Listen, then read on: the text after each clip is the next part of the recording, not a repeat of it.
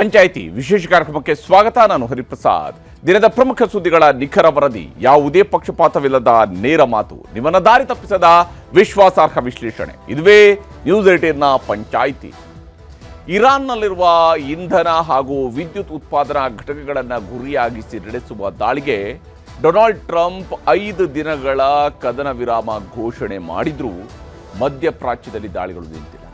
Iran ಮೇಲೆ Israel ಹಾಗೂ Israel ಮೇಲೆ ಇರಾನ್ ಭೀಕರವಾಗಿ ದಾಳಿಗಳನ್ನು ನಡೆಸಿವೆ. ಇದರ ನಡುವೆಯೇ ಕದನ ವಿರಾಮ ಮಾತುಕತೆಗೂ ಇರಾನ್ ಸಜ್ಜಾಗಿದೆ. ಈ ನಡುವೆ ಭಾರತೀಯರು ಮಧ್ಯಪ್ರಾಚ್ಯದ ಯುದ್ಧದ ಪರಿಣಾಮಗಳನ್ನು ಎದುರಿಸುವುದಕ್ಕೆ ಸಜ್ಜಾಗಬೇಕು ಅಂತ ಪ್ರಧಾನಿ ಮೋದಿ ರಾಜ್ಯಸಭೆಯಿಂದಲೂ ಕರೆ ನೀಡಿದ್ದಾರೆ. ಇದುವೇ ಇವತ್ತಿನ ಪಂಚಾಯಿತಿಯ ಮೊದಲ ಸುದ್ದಿ. ನಿಲ್ಲುತ್ತಾ ಯುದ್ಧ. ಇಡೀ ಪ್ರಪಂಚ ಕಾತರದಿಂದ ಕಾಯ್ತಿರೋದು ಇದೊಂದೇ ಪ್ರಶ್ನೆಯ ಉತ್ತರವನ್ನು ತಿಳ್ಕೊಳ್ಳೋದಕ್ಕೆ. ಒಂದು ಕಡೆ ಟ್ರಂಪ್ ತಾತ್ಕಾಲಿಕ ಕದನ ವಿರಾಮವನ್ನು ಘೋಷಣೆ ಮಾಡಿದ್ರು. ನಂತರ ಅದು ಪೂರ್ಣ ಪ್ರಮಾಣದ ಕದನ ವಿರಾಮ ಏನೂ ಅಲ್ಲ, ಕೇವಲ ವಿದ್ಯುತ್ ಉತ್ಪಾದನಾ ಘಟಕಗಳು, ತೈಲ ಘಟಕಗಳ ಮೇಲಿನ ದಾಳಿಗೆ ಅನ್ವಯವಾಗುವ ಕದನ ವಿರಾಮ ಅಂತ ಹೇಳಿದರು. ಇದರ ನಡುವೆ ಇಸ್ರೇಲ್ ಇರಾನ್ನ ತೈಲ ಘಟಕಗಳ ಮೇಲೆಯೇ ದಾಳಿ ನಡೆಸಿ ನಮಗೂ ಅಮೆರಿಕದ ಯುದ್ಧ ವಿರಾಮಕ್ಕೂ ಸಂಬಂಧ ಇಲ್ಲ ಅಂತೇಳಿ ತೋರಿಸಿತು. ಮತ್ತೊಂದೆಡೆ ಇರಾನ್ ಪ್ರತಿದಾಳಿ ನಡೆಸಿ ಟೆಲ್ ಅವೀವ್ನಲ್ಲಿ ಭೀಕರ ಸ್ಥಿತಿಯನ್ನು ನಿರ್ಮಿಸಿದೆ. ಇದಾದ ನಂತರ ಕದನ ವಿರಾಮದ ಮಾತುಕತೆಗೆ ಸಿದ್ಧ ಅಂತ ಇರಾನ್ ಘೋಷಣೆ ಮಾಡಿದೆ. ಇದೆಲ್ಲದರ ನಡುವೆಯೇ ರಾಜ್ಯಸಭೆಯಲ್ಲಿ ಪ್ರಧಾನಿ ಮೋದಿ ಯುದ್ಧದ ಪರಿಣಾಮಗಳನ್ನು ಎದುರಿಸುವುದಕ್ಕೆ ಸಜ್ಜಾಗುವಂತೆ ದೇಶವಾಸಿಗಳಿಗೆ ಸಂದೇಶವನ್ನು ರವಾನಿಸಿದ್ದಾರೆ. ಕೋವಿಡ್ ಪರಿಸ್ಥಿತಿಯನ್ನು ಎದುರಿಸಿದಂತೆಯೇ ಇದನ್ನು ಎದುರಿಸೋಣ ಅಂತ ಹೇಳಿದ್ದಾರೆ. ಅಲ್ಲಿಗೆ ಪರಿಸ್ಥಿತಿ ಮುಂದೆ ಭೀಕರವಾಗಲಿದೆ ಅನ್ನೋದರ ಮುನ್ಸೂಚನೆಯಂತೂ ಸಿಕ್ಕಂತಾಗಿದೆ. ಇದರ ನಡುವೆ ಕೇಂದ್ರ ಸರ್ಕಾರ ಕರೆದಿರುವ ಸರ್ವಪಕ್ಷ ಸಭೆಯ ಬಗ್ಗೆ ಲೋಕಸಭೆ ಪ್ರತಿಪಕ್ಷ ನಾಯಕ ರಾಹುಲ್ ಗಾಂಧಿ ಟೀಕಾ ಪ್ರಹಾರ ನಡೆಸಿದ್ದಾರೆ. ಇವೆಲ್ಲವನ್ನು ಒಂದು ವಿವರವಾದಂತಹ ವರದಿ ಮೂಲಕವಾಗಿ ತೋರಿಸ್ತೀನಿ ಇವತ್ತಿನ ಪಂಚಾಯಿತಿಯ ಮೊದಲ ಸುದ್ದಿಯಲ್ಲಿ. ಇನ್ನು ಇವತ್ತಿನ ಪಂಚಾಯಿತಿ ಎರಡನೇ ಸುದ್ದಿ, ಮತಾಂತರವಾದರೆ ಎಸ್ಸಿ ಸೌಲಭ್ಯವಿಲ್ಲ. ಹಿಂದೂ, ಬೌದ್ಧ ಅಥವಾ ಸಿಖ್ ಧರ್ಮಗಳಲ್ಲಿರುವ ಪರಿಶಿಷ್ಟ ಜಾತಿಯವರಿಗೆ ಮಾತ್ರ ಎಸ್ಸಿ ಸೌಲಭ್ಯಗಳು ಅನ್ವಯವಾಗ್ತವೆ. ಈ 3 ಧರ್ಮಗಳ ಹೊರತಾಗಿ ಕ್ರಿಶ್ಚಿಯನ್ ಧರ್ಮ ಸೇರಿದಂತೆ ಇನ್ಯಾವುದೇ ಧರ್ಮಕ್ಕೆ ಮತಾಂತರವಾದರೆ, ಯಾಕಂದರೆ ಇಲ್ಲಿ ಅಪ್ಲಿಕೇಶನ್ ಹಾಕಿರ್ತಕ್ಕಂತಹ ವ್ಯಕ್ತಿ, ಸುಪ್ರೀಂ ಕೋರ್ಟ್ಗೆ ಅಪ್ಲಿಕೇಶನ್ ಹಾಕಿರ್ತಕ್ಕಂತಹ ವ್ಯಕ್ತಿ ಕ್ರಿಶ್ಚಿಯಾನಿಟಿಗೆ ಕನ್ವರ್ಟ್ ಆಗಿದ್ದಂತಹ ವ್ಯಕ್ತಿಯಾದ ಕಾರಣಕ್ಕಾಗಿ ಕ್ರಿಶ್ಚಿಯಾನಿಟಿಯೂ ಸೇರಿದಂತೆ ಅನ್ನುವಂಥದ್ದನ್ನು ಇಲ್ಲಿ ಹೇಳಿದೆ. ಮತಾಂತರದ ಜೊತೆಗೆ ಜಾತಿ ಆಧಾರಿತ ಸೌಲಭ್ಯಗಳು ಕೂಡ ಹೊರಟು ಹೋಗ್ತವೆ. ಅವ್ರಿಗೆ ಸಂವಿಧಾನಬದ್ಧವಾಗಿ ಸಿಗುವಂತಹ, ಕಾನೂನುಬದ್ಧವಾಗಿ ಸಿಗುವಂತಹ ಪ್ರೊಟೆಕ್ಷನ್ ಸಿಗೋದಿಲ್ಲ ಅನ್ನುವಂತಹ ಮಹತ್ವದ ತೀರ್ಪನ್ನು ಸುಪ್ರೀಂ ಕೋರ್ಟ್ ನೀಡಿದೆ. ಎಸ್ಸಿ ಸ್ಟೇಟಸ್ ಕೇವಲ 3 ಧರ್ಮಗಳಿಗೆ ಮಾತ್ರ ಸೀಮಿತವಾಗಿರಲಿದೆ ಅಂತ ಸುಪ್ರೀಂ ಕೋರ್ಟ್ ನೀಡಿರುವ ತೀರ್ಪಿನಲ್ಲಿ ಉಲ್ಲೇಖ ಆಗಿರ್ತಕ್ಕಂಥ ಅಂಶಗಳು ಏನೇನು, ಇದರ ಪರಿಣಾಮಗಳು ಏನೇನು ಅನ್ನೋದನ್ನು ಕೂಡ ನಿಮಗೆ ವಿವರಿಸ್ತೀನಿ ಇವತ್ತಿನ ಪಂಚಾಯಿತಿಯ ಎರಡನೇ ಸುದ್ದಿಯಲ್ಲಿ. ಈಗ ಮೊದಲ ಸುದ್ದಿ ಕಡೆಗೆ ಹೋಗೋಣ. ಬಹಳ ಮುಖ್ಯವಾಗಿ ನಿಲ್ಲುತ್ತಾ ಯುದ್ಧ ಅನ್ನುವಂತಹ ಪ್ರಶ್ನೆ ಈಗ ಎಲ್ಲೆಡೆಯೂ ಎಲ್ಲರೂ ಕೇಳ್ತಾ ಇರುವಂಥದ್ದು, ಎಲ್ಲರನ್ನು ಕಾಡ್ತಾ ಇರುವಂಥದ್ದು, ಎಲ್ಲರೂ ಕುತೂಹಲದಿಂದ ಎದುರು ನೋಡ್ತಾ ಇರುವಂಥದ್ದು. ಯಾಕಂದರೆ ಈ ಯುದ್ಧ ನಿಲ್ಲಬೇಕು ಅನ್ನುವಂಥದ್ದು ಪ್ರಪಂಚದ ಎಲ್ಲ ದೇಶಗಳ ಬಯಕೆಯೂ ಕೂಡ ಆಗಿದೆ. ಈ ಯುದ್ಧ ಆದಷ್ಟು ಬೇಗ ನಿಲ್ಲಬೇಕು, ಇದು ಅಂತ್ಯಗೊಳ್ಳಬೇಕು ಅನ್ನುವಂಥದ್ದು ಎಲ್ಲರೂ ಕೂಡ ಮಾಡ್ತಾ ಇರುವಂತಹ ಪ್ರಾರ್ಥನೆ ಅಥವಾ ಬಯಕೆ. ಇದರ ನಡುವೆ ಕದನ ವಿರಾಮ ಆಯಿತು. ಕದನ ವಿರಾಮ ಅಂತ ಹೇಳಿದರು ಟ್ರಂಪ್ ಕದನ ವಿರಾಮ ಹೇಳ್ತಾ ಇದ್ದಂಗೆ ಶೇರ್ ಮಾರುಕಟ್ಟೆಗಳಲ್ಲಿ ಒಂದು ಸ್ವಲ್ಪ ಮಟ್ಟಿಗಿನ ಚೇತರಿಕೆ ಕಾಣಿಸ್ತು. ಇವೆಲ್ಲವೂ ಕೂಡ ನಿನ್ನೆ ಮತ್ತು ಇವತ್ತಿನ ಪರಿಣಾಮಗಳು ಮಾತ್ರ. ಆದರೆ ಈಗ ಟ್ರಂಪ್ ಘೋಷಣೆ ಮಾಡ್ತಿರ್ತಕ್ಕಂತಹ ಕದನ ವಿರಾಮದ ಸಾಧಕ ಬಾಧಕಗಳ ಬಗ್ಗೆ, ಅದರ ಔಚಿತ್ಯದ ಬಗ್ಗೆ, ಅದು ಯಾವ ಸ್ವರೂಪದಲ್ಲಿರುತ್ತೆ ಅನ್ನೋದ್ರ ಬಗ್ಗೆ ಬಹಳಷ್ಟು ಅಂಶಗಳು ಹೊರಬೀಳ್ತಾ ಇದೆ. ಇದಾಗ್ತಾ ಇದೆ ಅಂತಲೇ ಶೇರ್ ಮಾರುಕಟ್ಟೆ, ಅಮೆರಿಕದ ಶೇರ್ ಮಾರುಕಟ್ಟೆ ಮತ್ತೆ ನೆಗೆಟಿವ್ ಪಾಯಿಂಟ್ಸ್ ಮೂಲಕವಾಗಿ ಇವತ್ತು ಓಪನ್ ಆಗಿದೆ ಅಂತ ಹೇಳಿದರೆ ಪರಿಸ್ಥಿತಿ ಸುಧಾರಿಸುವ ಲಕ್ಷಣ ಅಷ್ಟು ಸುಲಭವಾಗಿ ಇಲ್ಲ ಅಂತೇಳಿ ಹೇಳ್ತಾ ಇದೆ. ಹಾಗೆಯೇ ಇವತ್ತು ಕೂಡ ಮಧ್ಯಪ್ರಾಚ್ಯದಲ್ಲಿ ದಾಳಿಗಳು ಮುಂದುವರೆದಿದ್ದಾವೆ, ಮಾತುಕತೆಯ ಮಾತುಗಳು ಕೂಡ ನಡೀತಾ ಇದ್ದಾವೆ. ಈ ನಡುವೆ ಪ್ರಧಾನಿ ಮೋದಿ ರಾಜ್ಯಸಭೆಯಲ್ಲಿ ಇವತ್ತು ಮಾತನಾಡುವ ವೇಳೆ ಕೋವಿಡ್ ಪರಿಸ್ಥಿತಿಯನ್ನು ನೆನಪಿಸಿ ಅಂಥದ್ದೇ ಪರಿಸ್ಥಿತಿ ಎದುರಿಸೋದಕ್ಕೂ ನಾವು ತಯಾರಾಗಿರಬೇಕು ಅನ್ನುವಂಥ ಸಂದೇಶವನ್ನು ರವಾನೆ ಮಾಡಿದ್ದಾರೆ. ಹಾಗಾದರೆ ಏನು ನಡೀತಿದೆ, ಏನಾಗ್ತಾ ಇದೆ, ನಿಲ್ಲುತ್ತಾ ಈ ಯುದ್ಧ? ವರದಿತ್ತು.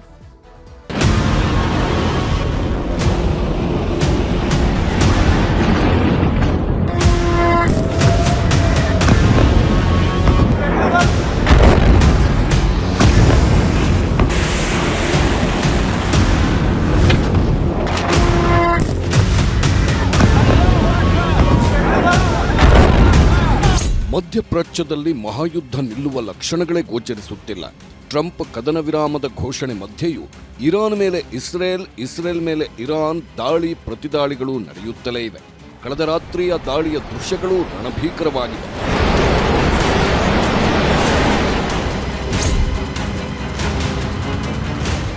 ಇರಾನ್ನ ಇಂಧನ ಕೇಂದ್ರ ಗುರಿಯಾಗಿಸಿ ದಾಳಿ ಮಾಡಲ್ಲ ಅಂತ ಅಮೆರಿಕ ಹೇಳಿದ್ರೂ ಕೂಡ ಇಸ್ರೇಲ್ ಮಾಡಿದೆ. ಇಸ್ಫಹಾನ್ ಮತ್ತು ಕೊರಮ್ಶಹರ್ ತೈಲ ಘಟಕದ ಮೇಲೆ ದಾಳಿ ಮಾಡಿದ್ದು ಧಗಧಗನೆ ಹೊತ್ತಿ ಉರಿದಿವೆ.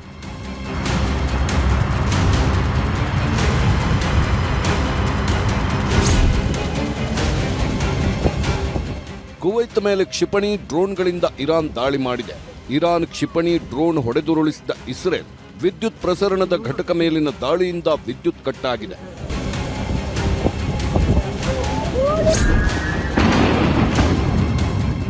ಇಸ್ರೇಲ್ನ ಟೆಲ್ ಅವೀವ್ ಮೇಲೆ ಇರಾನ್ ಕ್ಷಿಪಣಿ ದಾಳಿ ಮಾಡಿದೆ. ಇಸ್ರೇಲ್ ಮಿಲಿಟರಿ ನೆಲೆಗಳ ಮೇಲೂ ದಾಳಿ ಆಗುತ್ತಲೇ ಇದೆ. ಇಸ್ರೇಲ್ ಮಿಲಿಟರಿಯ ಹಲವು ಯೋಧರು ಸಾವನ್ನಪ್ಪಿದ್ದಾರೆ.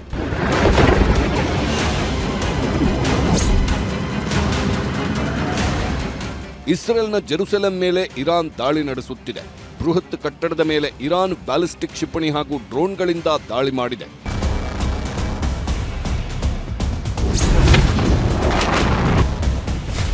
ಅಮೆರಿಕ ಇಂಧನ ಟ್ಯಾಂಕರ್ ಮೇಲೆ ಇರಾನ್ ದಾಳಿ ಮಾಡಿದೆ. ಪರ್ಷಿಯನ್ ಕೊಲ್ಲಿಯಲ್ಲಿ ಐಆರ್ಜಿಸಿ ಪಡೆ ದಾಳಿ ಮಾಡಿದ್ದು ಸಮುದ್ರದಲ್ಲಿದ್ದ ಯುಎಸ್ ಇಂಧನ ಟ್ಯಾಂಕರ್ ಉಡಿಸಾಗಿದೆ.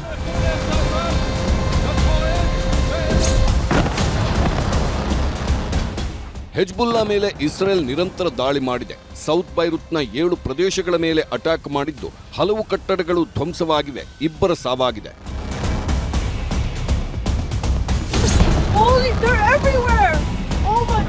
ರಾತ್ರಿ ಇಡೀ ಭೀಕರ ದಾಳಿ ಬಳಿಕವೂ ಬೆಳಕಾದ್ಮೇಲೂ ಇರಾನ್ ಪಡೆಗಳು ಮುಗಿಬಿದ್ದಿವೆ.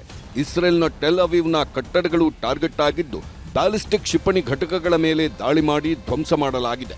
ದಾಳಿಯಲ್ಲಿ 6 ಜನರಿಗೆ ಗಾಯಗಳಾಗಿವೆ. ಯುದ್ಧದ ಭೀಕರತೆ ದಿನೇ ದಿನೇ ಹೆಚ್ಚಾಗುತ್ತಿರುವಾಗಲೇ ಡೊನಾಲ್ಡ್ ಟ್ರಂಪ್ ಹಾಕಿರುವ ಡೆಡ್ಲೈನ್ ರಹಸ್ಯ ಏನು ಎಂಬೆಲ್ಲ ಚರ್ಚೆಗಳೂ ಇದೀಗ ಹುಟ್ಕೊಂಡಿದೆ. ಇರಾನ್ಗೆ 5 ದಿನಗಳ ಡೆಡ್ಲೈನ್ ಕೊಟ್ಟಿರುವ ಹಿಂದೆ ಮೆಗಾ ಪ್ಲಾನ್ ಏನಾದರೂ ಇದೆಯಾ ಎಂಬ ಪ್ರಶ್ನೆಗಳೂ ಎದ್ದಿವೆ. ಪಶ್ಚಿಮ ಏಷ್ಯಾದಲ್ಲಿ ಮತ್ತಷ್ಟು ಶಕ್ತಿ ಹೆಚ್ಚಿಸಲು ಟ್ರಂಪ್ ಪ್ಲಾನ್ ಮಾಡಿದ್ದಾರೆ. ಶುಕ್ರವಾರದೊಳಗೆ ಪಶ್ಚಿಮ ಏಷ್ಯಾಕ್ಕೆ ಅಮೆರಿಕಾದ ನೌಕಾಪಡೆ ಎಂಟ್ರಿ ಕೊಡುವ ಪ್ಲಾನ್ ಇದೆಯಾ ಅಂತಾನೂ ಚರ್ಚೆಗಳು ಆಗ್ತಿವೆ. ಪಶ್ಚಿಮ ಏಷ್ಯಾದತ್ತ ಸಾವಿರಾರು ನೌಕಾಪಡೆಗಳು ಎಂಟ್ರಿ ಕೊಡುತ್ತಿದ್ದು ತನ್ನ ಮಿಲಿಟರಿ ಶಕ್ತಿ ಹೆಚ್ಚಿಸಿಕೊಳ್ಳಲು ಟ್ರಂಪ್ ಮಾಸ್ಟರ್ ಪ್ಲಾನ್ ಮಾಡಿದ್ದಾರೆ ಎಂದೇ ಹೇಳಲಾಗ್ತಿದೆ. ಅಮೆರಿಕಾದೊಂದಿಗೆ ಇಸ್ರೇಲ್ ಸೇನಾಪಡೆಗಳು ಕೂಡ ಹಾರ್ಮುಜ್ ಸುತ್ತ ಜಮಾವಣೆಯಾಗ್ತಿವೆ. Iran's air defenses have been rendered useless. Their navy is lying at the bottom of the sea. Today we hit the other part of their navy in the Caspian Sea. Their air force is nearly destroyed. As far as oil prices rising, spikes, you know what a spike is? You know what a spike is? It goes up and goes down. The Americans are working very hard, and we're trying to help them in every way that we can to open the straits of Hormuz. And if they succeed, which I think they will, then oil prices will come down. America ಜೊತೆ ಮಾತುಕತೆಗೆ Iran ಒಪ್ಪಿಗೆ. Trump ಜೊತೆ ಮಾತುಕತೆಗೆ ಮುಜ್ತಬಾ Khamenei ಒಪ್ಪಿಗೆ. Trump deadline, ಸಾವಿರಾರು ನೌಕಾಪಡೆ ಜಮಾವಣೆಗೆ ಹೆದರಿತ Iran ಎಂಬ ಪ್ರಶ್ನೆ ಇದೀಗ ಸಹಜವಾಗೇ ಎದ್ದಿದೆ. ಹೀಗಾಗಿ ಅಮೆರಿಕಾದೊಂದಿಗೆ ಇರಾನ್ ಸಂಧಾನದ ಮಾತುಕತೆಗೆ ಮುಂದಾಗಿದೆ. ಕೊಲ್ಲಿ ರಾಷ್ಟ್ರಗಳ ಯುದ್ಧ ಶಮನಗೊಳಿಸುವ ಯತ್ನಗಳು ನಡೆದಿದ್ದು ಟ್ರಂಪ್ ಜೊತೆ ಮಾತುಕತೆಗೆ ಮುಜ್ತಬಾ ಖಮೇನಿ ಒಪ್ಪಿಗೆ ಸೂಚಿಸಿದ್ದಾರೆ ಎಂದೇ ಹೇಳಲಾಗ್ತಿದೆ. ಆದರೆ ಮಾತುಕತೆ ವೇಳೆ ಟ್ರಂಪ್ ಹಾಕುವ ಷರತ್ತುಗಳನ್ನು ಒಪ್ಪಿಕೊಳ್ತಾರಾ ಖಮೇನಿ ಎಂಬ ಅನುಮಾನ ಮೂಡಿದೆ. ಸಂಧಾನದ ಪ್ರಾಥಮಿಕವಾಗಿ ವೈಟ್ ಹೌಸ್, ಟೆಹರಾನ್ ನಡುವೆ ಈಗಾಗಲೇ 1 ಸುತ್ತಿನ ಮಾತುಕತೆ ನಡೆದಿದೆ. ಟ್ರಂಪ್ ಖಮೇನಿ ಜೊತೆ ನೇರ ಮಾತುಕತೆಗಳ ಸಾಧ್ಯತೆಗಳಿದ್ದು ಆ ಮಾತುಕತೆ ಸಕ್ಸಸ್ ಆಗುತ್ತಾ ಎಂಬುದು ಇದೀಗ ಕುತೂಹಲದ ಸಂಗತಿಯಾಗಿದೆ. ಮಧ್ಯಪ್ರಾಚ್ಯ ಯುದ್ಧದಿಂದಾಗಿ ಭಾರತದ ಆರ್ಥಿಕತೆ ಮೇಲೆ ಪರಿಣಾಮ ಬೀರಿದೆ. ಕಚ್ಚಾ ತೈಲ, ಗ್ಯಾಸ್ ಪೂರೈಕೆಯಲ್ಲಿ ವ್ಯತ್ಯಯವಾಗಿದ್ದು ಜನರಲ್ಲಿ ಆತಂಕ ಮೂಡಿದೆ. ಈ ಮಧ್ಯೆ 3 ಸೇನಾಪಡೆಗಳೊಂದಿಗೆ ರಕ್ಷಣಾ ಸಚಿವ ರಾಜನಾಥ್ ಸಿಂಗ್ ಮೀಟಿಂಗ್ ಮಾಡಿದ್ದು ಸೇನಾಪಡೆಗಳ ಸಿದ್ಧತೆಗಳ ಮಾಹಿತಿ ಸಂಗ್ರಹಿಸಿದ್ದಾರೆ. ಸಂಭಾವ್ಯ ದಾಳಿ, ಯುದ್ಧ ವಿಸ್ತರಣೆಯಾದರೆ ಏನು ಮಾಡಬೇಕೆಂಬ ಬಗ್ಗೆ ಚರ್ಚೆ ಆಗಿದೆ. ಕೊಲ್ಲಿ ಯುದ್ಧದಿಂದ ಭಾರತದಲ್ಲಿ ತೈಲಾತಂಕ, ಕೊರೋನಾ ಥರ ಭೀಕರತೆ ಸೃಷ್ಟಿಯಾಗುವ ಆತಂಕ. ಕೊರೋನಾ ಸಾಂಕ್ರಾಮಿಕ ರೋಗದ ಸಮಯದಲ್ಲಿ ಇದ್ದಂತೆಯೇ ಭಾರತ ಎಲ್ಲದಕ್ಕೂ ಸಿದ್ಧವಾಗಿರಬೇಕು, ಜಾಗರೂಕರಾಗಿರಬೇಕು, ಕೇಂದ್ರ ಮತ್ತು ರಾಜ್ಯ ಸರ್ಕಾರಗಳು ಒಗ್ಗಟ್ಟಾಗಿ ಮುಂಬರುವ ಸಮಸ್ಯೆಗಳನ್ನು ಒಟ್ಟಿಗೆ ಎದುರಿಸಬೇಕು. ಇದು ರಾಜ್ಯಸಭೆಯಲ್ಲಿ ಪ್ರಧಾನಮಂತ್ರಿ ನರೇಂದ್ರ ಮೋದಿ ಆಡಿದ ಮಾತುಗಳು. ಒಂದು ಕಡೆ ಇರಾನ್, ಅಮೆರಿಕ, ಇಸ್ರೇಲ್ ಸಂಘರ್ಷದಿಂದ ಇಡೀ ವಿಶ್ವಕ್ಕೆ ಆರ್ಥಿಕ ಬಿಕ್ಕಟ್ಟು ಶುರುವಾಗಿದೆ. LPG ಕೊರತೆ, ಪೆಟ್ರೋಲ್, ಡೀಸೆಲ್ ಕೊರತೆಯೂ ದಿನೇ ದಿನೇ ಜೋರಾಗ್ತಿದೆ. ಹೀಗಿರುವಾಗಲೇ ಪ್ರಧಾನಮಂತ್ರಿ ಮೋದಿ ರಾಜ್ಯಸಭೆಯಲ್ಲಿ ಕೊರೋನಾ ಸಂಕಷ್ಟವನ್ನ ನೆನಪಿಸಿ ಅದೇ ಥರ ಸಮಸ್ಯೆಗಳನ್ನು ಎದುರಿಸೋಣ ಅಂದಿರೋದು ಸಾಕಷ್ಟು ಚರ್ಚೆ ಹುಟ್ಟುಹಾಕಿದೆ. केंद्र और राज्यों ने टीम इंडिया बनकर कोविड मैनेजमेंट का एक बेहतरीन मॉडल सामने रखा था. अलग अलग पॉलिटिकल पार्टी की सरकारें होने के बावजूद टेस्टिंग, वैक्सीनेशन से लेकर जरूरी चीजों की आपूर्ति टीम इंडिया के प्रयासों से ही सुनिश्चित हो पाई थी. हमें उसी भावना के साथ आगे भी काम करना है. हमें धीरज के साथ, संयम के साथ, शांत मन से हर चुनौती का मुकाबला करना है. आज मैं देशवासियों से भी कहूंगा कि हमें हर चुनौती के लिए तैयार रहना ही होगा. ದೇಶದ ಜನ ಎಲ್ಲಾ ಸಮಸ್ಯೆಗಳನ್ನು ಎದುರಿಸಲು ತಾಳ್ಮೆಯಿಂದ ರೆಡಿಯಾಗಿ. ನಿಮ್ಮ ಜೊತೆ ಕೇಂದ್ರ ಸರ್ಕಾರವಿದೆ. ಜನರಿಗೆ ಸಮಸ್ಯೆ ಆಗದಂತೆ ಎಲ್ಲಾ ಪ್ರಯತ್ನಗಳನ್ನು ನಾವು ಮಾಡ್ತೀವಿ ಅಂತ ಹೇಳಿದ್ದಾರೆ. ಇನ್ನೊಂದು ಕಡೆ ಪ್ರಧಾನಿ ಮೋದಿ ಯುದ್ಧ ಹೀಗೆ ಮುಂದುವರೆದ್ರೆ ಗಂಭೀರ ಪರಿಸ್ಥಿತಿ ನಿರ್ಮಾಣವಾಗಬಹುದು ಅಂತಾನೂ ಹೇಳಿಕೆ ಕೊಟ್ಟಿದ್ದಾರೆ. कच्चे तेल, गैस और फर्टिलाइजर से जुड़ा परिवहन इस क्षेत्र से बहुत बड़ी मात्रा में होता है. युद्ध के बाद से ही हॉर्मुज स्ट्रेट में जहाजों का आना जाना बहुत चुनौतीपूर्ण हो गया है कि जहां से भी संभव हो वहां से तेल और गैस की सप्लाई भारत पहुंचे. लेकिन इस युद्ध से बनी वैश्विक परिस्थितियां अगर लंबे समय तक बनी रहती है तो गंभीर दुष्परिणाम तय है. LPG, ಪೆಟ್ರೋಲ್, ಡೀಸೆಲ್ ಲಾಕ್ಡೌನ್ ಆಗುತ್ತಾ? ಗಂಭೀರ ಪರಿಸ್ಥಿತಿ ಇನ್ಮೇಲೆ ಆರಂಭ ಎಂದ ರಾಹುಲ್. ಒಂದು ಕಡೆ ರಾಜ್ಯಸಭೆಯಲ್ಲಿ ಪ್ರಧಾನಿ ಮೋದಿ ಅವರು ಕೊರೋನಾ ಸಂಕಷ್ಟವನ್ನ ಒಗ್ಗಟ್ಟಾಗಿ ಎದುರಿಸಿದಂತೆ ಎದುರಿಸಲು ರೆಡಿಯಾಗಿ ಅಂತಿದ್ದಾರೆ. ಇನ್ನೊಂದು ಕಡೆ ಲೋಕಸಭೆ ಪ್ರತಿಪಕ್ಷ ನಾಯಕ ರಾಹುಲ್ ಗಾಂಧಿ ಬೇರೆ ಇನ್ಮೇಲೆ ಸಮಸ್ಯೆಗಳು ಗಂಭೀರವಾಗುತ್ತಾ ಹೋಗುತ್ತೆ ಅಂತ ಹೇಳಿಕೆ ಕೊಟ್ಟಿದ್ದಾರೆ. ನಾಳೆ ಸಂಜೆ 5 ಗಂಟೆಗೆ ಸರ್ವಪಕ್ಷ ಸಭೆ ಕರೆದಿರುವ ಕೇಂದ್ರ ಸರ್ಕಾರ ಮಧ್ಯಪ್ರಾಚ್ಯದ ಬಿಕ್ಕಟ್ಟು, ಪರಿಣಾಮ, ಮುಂಜಾಗ್ರತೆಗಳ ಬಗ್ಗೆ ಚರ್ಚೆ ಮಾಡಲಿದೆ. ಆದರೆ ಚರ್ಚೆಗಳಷ್ಟೇ ಅಲ್ಲ, ಅದಕ್ಕೊಂದು ಪರಿಹಾರ ಬೇಕಾಗಿದೆ ಎಂದಿದ್ದಾರೆ ರಾಹುಲ್ ಗಾಂಧಿ. हमारी जो फॉरेन पॉलिसी है, this is Prime Minister Modi's personal foreign policy. You can see the result of this. It's a universal joke. Everybody considers it a universal joke. The Donald Trump knows exactly what Mr. Modi can do and what Mr. Modi cannot do. दुख की बात है कि इसका नुकसान होगा लोगों को. अभी शुरुआत हुई है. LPG, पेट्रोल, फर्टिलाइजर, सब चीज में प्रॉब्लम आएगी. ठीक है, मोदी जी ने कह दिया कि कोविड जैसा समय आने वाला है. कोविड में जो किया था वो तो भूल गए हैं. कितने लोग मरे थे, क्या ट्रेजेडीज हुई थी. अंडरस्टैंडिंग नहीं है बेसिकली. देखिए, ठीक है, ऑल पार्टी मीटिंग बुलाई है, डिबेट होना चाहिए, बट आपने स्ट्रक्चरल गलती कर दी है. आपने पूरा ढांचा उड़ा दिया है. ठीक है, अब उसको आप ठीक नहीं कर सकते. उसको ठीक करने में बहुत टाइम लगेगा और प्राइम मिनिस्टर मोदी तो कर ही नहीं सकते. मैं आपको लिख के दे रहा हूं. ಈ ಎಲ್ಲ ಬೆಳವಣಿಗೆಗಳ ಮಧ್ಯೆಯೇ ಹಾರ್ಮುಜ್ ಜಲಸಂಧಿ ದಾಟಿ ಭಾರತದತ್ತ ಬರುತ್ತಿವೆ LPG ತುಂಬಿರುವ 2 ಹಡಗುಗಳು. ಇರಾನ್ ಜೊತೆಗಿನ ಭಾರತದ ರಾಜತಾಂತ್ರಿಕ ಮಾತುಕತೆ ಫಲಪ್ರದವಾಗಿದ್ದು ಭಾರತದ 2 ಹಡಗುಗಳಿಗೆ ದಾರಿ ಮಾಡಿಕೊಡಲಾಗಿದೆ. LPG ಹೊತ್ತಿರುವ ಜಗ್ವಸಂತ್ ಹಾಗೂ ಪೈನ್ ಗ್ಯಾಸ್ ಹಡಗುಗಳು ಭಾರತದತ್ತ ಸಾಗುತ್ತಿವೆ. 26ನೇ ತಾರೀಕು 1, 28ರಂದು ಮತ್ತೊಂದು ಹಡಗು ಭಾರತದ ಬಂದರುಗಳನ್ನು ತಲುಪಲಿವೆ.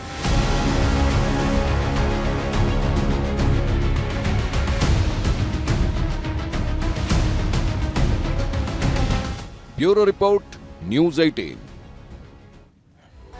ಹೀಗೆ ಯುದ್ಧ ಮತ್ತು ಯುದ್ಧದ ಪರಿಣಾಮಗಳ ಬಗ್ಗೆ ನಾವು ನೋಡ್ತಾ ಇದ್ವಿ. ಒಂದಂತೂ ಸ್ಪಷ್ಟವಾಗಿ ಗೋಚರಿಸುವಂಥ ಯುದ್ಧ ಸದ್ಯಕ್ಕಂತ ನಿಲ್ಲುವ ಯಾವ ಲಕ್ಷಣಗಳು ಕೂಡ ಕಾಣ್ತಾ ಇಲ್ಲ. ಯಾಕಂದರೆ ಮಾತುಕತೆ ನಡೆಯುತ್ತೆ, ಮಾತುಕತೆ ಫಲಪ್ರದವಾಗುತ್ತೆ ಅನ್ನೋದ್ರ ಬಗ್ಗೆ ಯಾವುದೇ ಖಾತ್ರಿ ಇದುವರೆಗೂ ಕೂಡ ಸಿಗ್ತಾ ಇಲ್ಲ.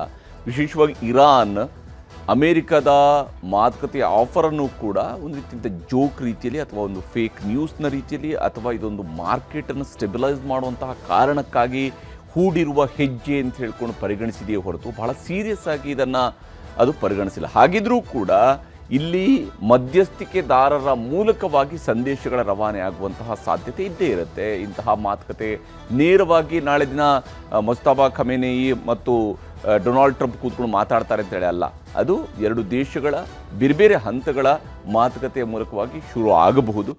ಅದು ಶುರು ಆಗೋಕ್ಕೆ ಮುಂಚಿತವಾಗಿಯೇ ಟ್ರಂಪ್ ಇನ್ನೊಂದು ಮಾತನ್ನು ಹೇಳಿರೋದನ್ನು ನಾವು ಮರೆಯೋಂಗಿಲ್ಲ.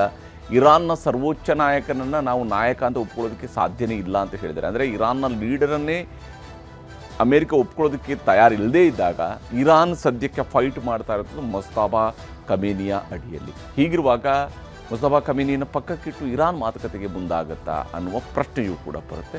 ಈ ಮಾತುಕತೆಗಳ ನಡುವೆನೇ ಯುದ್ಧ ತಂತ್ರಗಾರಿಕೆ ತೀವ್ರ ಸ್ವರೂಪವನ್ನು ಪಡ್ಕೊಳ್ತಾ ಇರುವಂಥದ್ದು ಗೋಚರಿಸ್ತಾ ಇದೆ.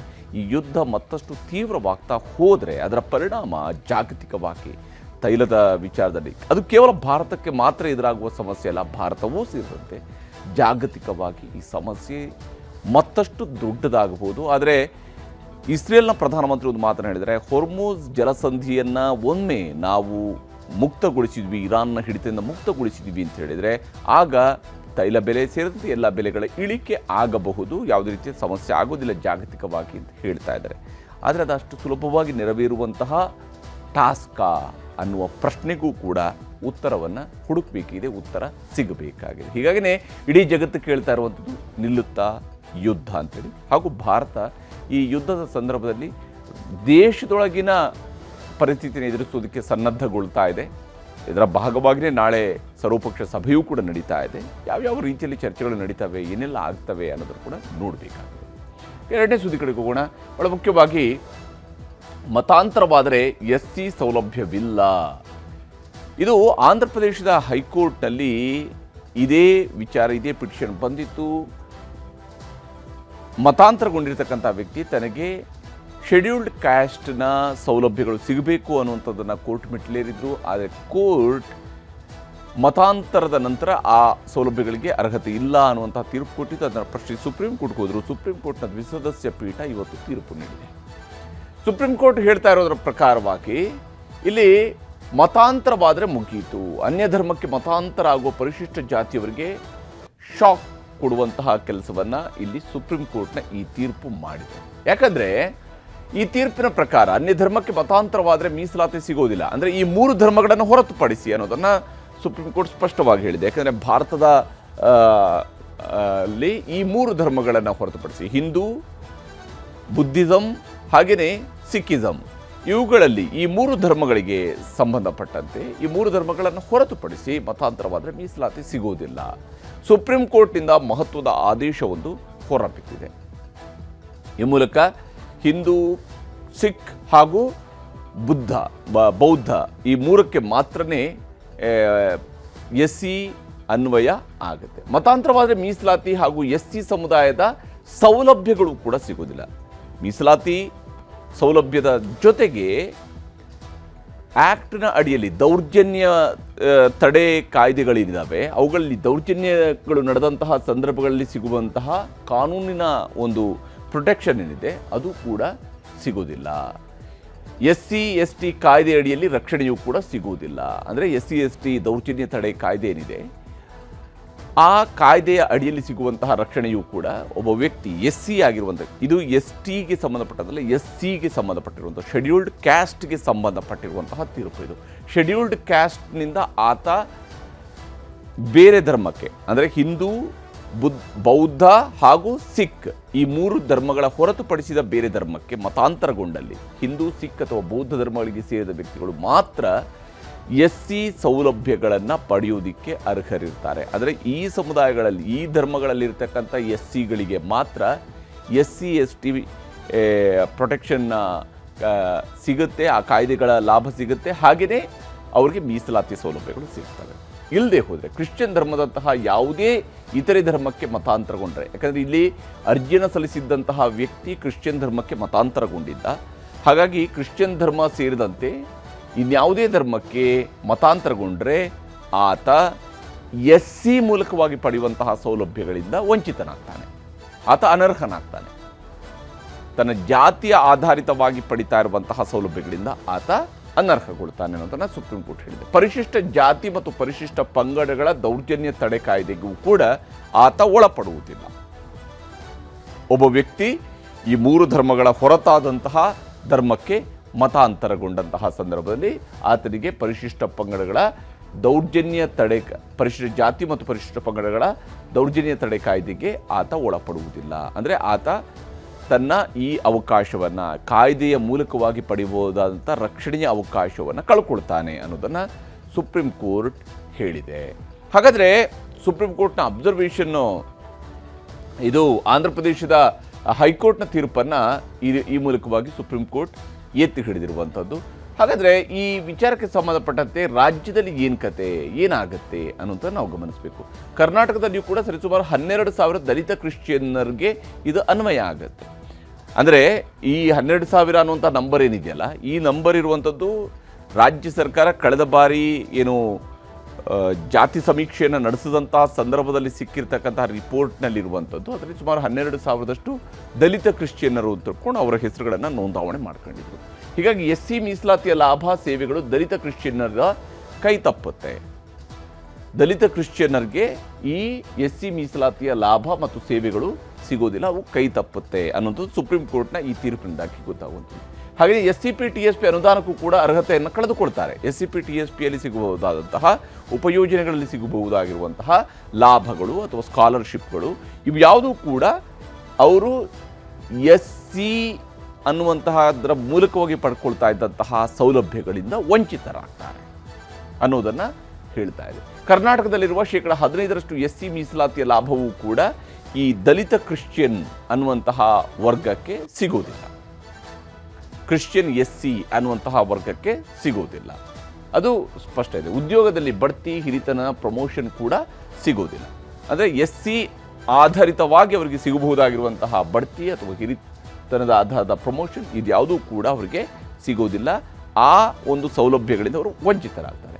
ಮತಾಂತರವಾಗ್ತಾ ಇದ್ದರೆ ಜಾತಿ ಆಧಾರಿತ ಸೌಲಭ್ಯಗಳಿಂದ ವಂಚಿತರಾಗಿದ್ದಾರೆ. ಮತಾಂತರ ಆದರೂ ಅಂತ ಹೇಳಿದರೆ ಕ್ರಿಶ್ಚಿಯಾನಿಟಿಗೆ ಅಥವಾ ಇನ್ಯಾವುದೇ ಧರ್ಮಗಳಿಗೆ ಮತಾಂತರ, ಅಂದರೆ ಈ 3 ಧರ್ಮಗಳನ್ನು ಹೊರತುಪಡಿಸಿ ಇನ್ಯಾವುದೇ ಧರ್ಮಗಳಿಗೆ ಮತಾಂತರ ಕೊಂಡ್ರು ಅಂತ ಹೇಳಿದರೆ ಆ ಶೆಡ್ಯೂಲ್ಡ್ ಕ್ಯಾಸ್ಟ್ನ ವ್ಯಕ್ತಿ ಜಾತಿ ಆಧಾರಿತ ಸೌಲಭ್ಯಗಳಿಂದ ವಂಚಿತರಾಗಲಿದ್ದಾರೆ ಅನ್ನುವಂಥದ್ದು ಸುಪ್ರೀಂ ಕೋರ್ಟ್ ನೀಡಿರುವಂತಹ ತೀರ್ಪಿನ ಮಹತ್ವದ ಅಂಶ. ಹಾಗಾದರೆ ಸುಪ್ರೀಂ ಕೋರ್ಟ್ ಈ ಒಂದು ತೀರ್ಮಾನಕ್ಕೆ ಬಂದಿದ್ದು ಯಾಕೆ, ಹೇಗೆ ಅನ್ನೋದನ್ನು ನಾವು ಇಲ್ಲಿ ಗಮನಿಸಬೇಕು. ಅದರ ಅಬ್ಸರ್ವೇಷನ್ ಅನ್ನು ಕೂಡ ನಾವು ಗಮನಿಸಬೇಕು. ಸುಪ್ರೀಂ ಕೋರ್ಟ್ನ ಸಂವಿಧಾನದ 3ನೇ ಪರಿಚ್ಛೇದದ ಅಂಶಗಳಿಗೆ ದೇಶದ ನಾಗರಿಕರು ಬದ್ಧರಾಗಬೇಕಾಗತ್ತೆ ಅನ್ನುವಂಥದ್ದನ್ನು ಸುಪ್ರೀಂ ಕೋರ್ಟ್ ತನ್ನ ತೀರ್ಪಿನ ಸಂದರ್ಭದಲ್ಲಿ ಹೇಳಿರುವಂಥದ್ದು. ಸಂವಿಧಾನದ 3ನೇ ಪರಿಚ್ಛೇದದ ಅಂಶಗಳಿಗೆ ದೇಶದ ನಾಗರಿಕರು ಬದ್ಧರಾಗಿರಬೇಕು ಮತ್ತು ಹುಟ್ಟಿದ ಧರ್ಮ, ಜಾತಿಯೇ ಬದುಕಿನ ಕೊನೆಯವರೆಗೂ ಕೂಡ ಉಳಿಬೇಕು. ಹುಟ್ಟಿದ ಧರ್ಮ ಮತ್ತು ಜಾತಿ ಅಂದರೆ ಈ ಶೆಡ್ಯೂಲ್ಡ್ ಕ್ಯಾಸ್ಟ್ ಅನ್ನುವಂಥದ್ದಕ್ಕೆ ಸಂಬಂಧಪಟ್ಟಂತೆ ಸಿಗುವ ಸೌಲಭ್ಯಗಳಿಗೆ ಅವರು ಹುಟ್ಟಿರುವಂತಹ ಧರ್ಮದಲ್ಲಿ ಸಿಗಿರುವಂತಹ ಆ ಕಾರಣಗಳಿಗಾಗಿ ಮಾತ್ರ ಆ ಒಂದು ಶೆಡ್ಯೂಲ್ಡ್ ಕ್ಯಾಸ್ಟ್ ಅನ್ನುವಂಥ ಕ್ಯಾಟಗರಿ ಬರುತ್ತೆ, ಇಲ್ಲದೆ ಹೋದರೆ ಬರೋದಿಲ್ಲ ಅನ್ನುವಂಥದ್ದನ್ನು ಸುಪ್ರೀಂ ಕೋರ್ಟ್ ಹೇಳಿದೆ. ಬದಲಾವಣೆ, ಮತಾಂತರ ಆದ ಕೂಡಲೇ ಎಲ್ಲವನ್ನು ಕೂಡ ಕಳೆದುಕೊಳ್ಬೇಕು. ಅವರು ಒಂದು ವೇಳೆ ಮತಾಂತರಗೊಂಡ್ರು ಅಂತ ಹೇಳಿದರೆ ಆವಾಗ ಅವರು ಆ ಒಂದು ಸ್ಟೇಟಸನ್ನು ಕಳ್ಕೊಳ್ತಾರೆ ಅನ್ನೋದನ್ನು ಹೇಳಿದೆ. ಸಂಸತ್ತು, ವಿಧಾನಸಭೆ, ಶಾಸನಗಳಿಗಿಂತಲೂ ಕೂಡ ಸಂವಿಧಾನವೇ ಮುಖ್ಯವಾಗುತ್ತೆ. ಈ ವಿಚಾರಕ್ಕೆ ಸಂಬಂಧಪಟ್ಟಂತೆ ನೀವು ಯಾವುದೋ ಶಾಸನಗಳ ಆಧಾರದ ಮೇಲೆ ಅವರಿಗೆ ಪ್ರೊಟೆಕ್ಷನ್ ಕೊಡೋದಕ್ಕೆ ಬರೋದಿಲ್ಲ ಅಂತ ಹೇಳ್ತಾನೆ ಹೇಳಿದೆ. ನೀವು ಶಾಸನಗಳ ಆಧಾರದ ಮೇಲೆ ಪ್ರೊಟೆಕ್ಷನ್ ಕೊಡೋಕ್ಕೆ ಬರಲ್ಲ, ಇದು ಸಂವಿಧಾನದ ವಿಚಾರ ಅಂತ ಹೇಳಿದ್ದಾರೆ. ಮತಾಂತರದ ನಂತರ ಜಾತಿ ಪ್ರಮಾಣ ಪತ್ರಗಳಿಗೆ ಯಾವುದೇ ಮನ್ನಣೆ ಇರೋದಿಲ್ಲ. ಒಮ್ಮೆ ಮತಾಂತರಗೊಂಡಂತಹ ವ್ಯಕ್ತಿ ತನ್ನ ಜಾತಿ ಪ್ರಮಾಣ ಪತ್ರವನ್ನು ಪಡ್ಕೊಂಡು, ಯಾಕಂದರೆ ಜಾತಿ ಪ್ರಮಾಣ ಪತ್ರಗಳನ್ನು ತಗೊಳ್ತಾರೆ, ಆದರೆ ಧರ್ಮದ ಕಾಲಮ್ನಲ್ಲಿ ಅವರು ಬೇರೆ ಧರ್ಮಗಳನ್ನು ಅಂದರೆ ಹಿಂದೂ, ಬೌದ್ಧ ಅಥವಾ ಸಿಖ್ಖರ ಹೊರತಾದಂಥ ಯಾವುದೇ ಧರ್ಮಗಳನ್ನು ನಮೂದು ಮಾಡಿದರೂ ಕೂಡ ಆ ನಮೂದು ಮಾಡ್ಕೊಂಡಿರ್ತಕ್ಕಂತಹ ಧರ್ಮಕ್ಕೆ ಸೇರಿದಂತಹ SC ಸರ್ಟಿಫಿಕೇಟ್ಗಳನ್ನ ಅವ್ರು ಏನಾರು ಪಡೆದ್ರೆ ಆ SC ಸರ್ಟಿಫಿಕೇಟ್ ಪತ್ರಗಳಿಗೆ ಯಾವುದೇ ಮನ್ನಣೆ ಇರೋದಿಲ್ಲ ಅನ್ನೋದನ್ನು ಸುಪ್ರೀಂ ಕೋರ್ಟ್ನ ಈ ತೀರ್ಪು ಹೇಳ್ತಾ ಇರುವಂಥದ್ದು. ಇದಾಗಿತ್ತು ಇವತ್ತಿನ ಪಂಚಾಯಿತಿ. ನಮಸ್ಕಾರ.